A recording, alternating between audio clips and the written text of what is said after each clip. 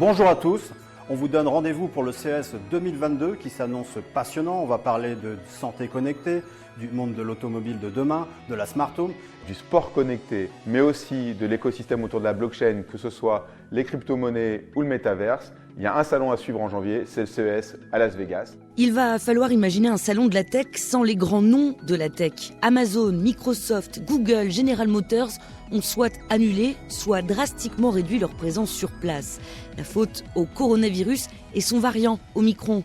Pourtant, les organisateurs assurent avoir pris toutes les mesures sanitaires nécessaires. Le nombre d'exposants réduit de moitié, une journée d'ouverture en moins, le port du masque obligatoire et pas d'entrée, évidemment, sans passe sanitaire. La pandémie invitée donc pour la deuxième année consécutive de la vitrine de la vie connectée. C'est là toute l'ironie de l'histoire. Pourtant, certains ont décidé de faire le voyage, ils arriveront même de loin, les représentants du village francophone, car des sociétés venues de Belgique, du Luxembourg, de Suisse, de France, très nombreuses, participeront à cet événement interplanétaire. Alors, Reynald de Verking se veut confiant. Il ne faut pas avoir peur parce que la majorité des Français, alors notamment dans le village francophone, la majorité des Français qui vont se déplacer seront testés, puisque sinon ils ne pourront pas prendre l'avion.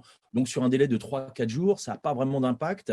L'impact est plutôt, en effet, les contacts à l'extérieur sur lesquels il va falloir juste être un peu prudent, être soucieux des règles sanitaires.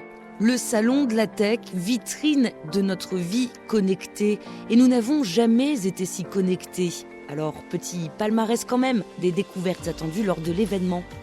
Et puisqu'on parle de pandémie pour nos futures journées confinées, de nouvelles télévisions, des appareils pour une maison intelligente ou encore une cuillère censée rehausser la saveur des aliments. Et oui, la pandémie est partout. Et puis pour ceux qui en doutaient encore, ça y est, la réalité a dépassé la fiction. Une entreprise britannique viendra présenter son robot humanoïde hyper réaliste, son nom Ameca. Et puisque nous y sommes, je laisse un robot vous présenter un autre robot. L'humanoïde semble s'être réveillé dans un laboratoire robotique, tandis qu'un véritable humain est occupé à travailler en arrière-plan. Le robot bouge ses bras, affiche une multitude d'expressions en quelques secondes, et exprime même son étonnement devant la fluidité du mouvement de ses mains et de ses doigts avant de regarder la caméra, tout à fait surpris. Grâce au nouveau développement de l'intelligence artificielle, les machines apprennent non seulement à accomplir des tâches humaines, mais aussi à aller plus loin. Cependant, pour que les humains et les machines puissent travailler ensemble de manière plus fluide, les machines doivent occuper le même espace et les humanoïdes sont les meilleures plateformes pour ce faire. Les chercheurs se sont efforcés de rendre les humanoïdes plus interactifs en leur apprenant la communication non verbale et Ameca est une étape importante dans ce domaine.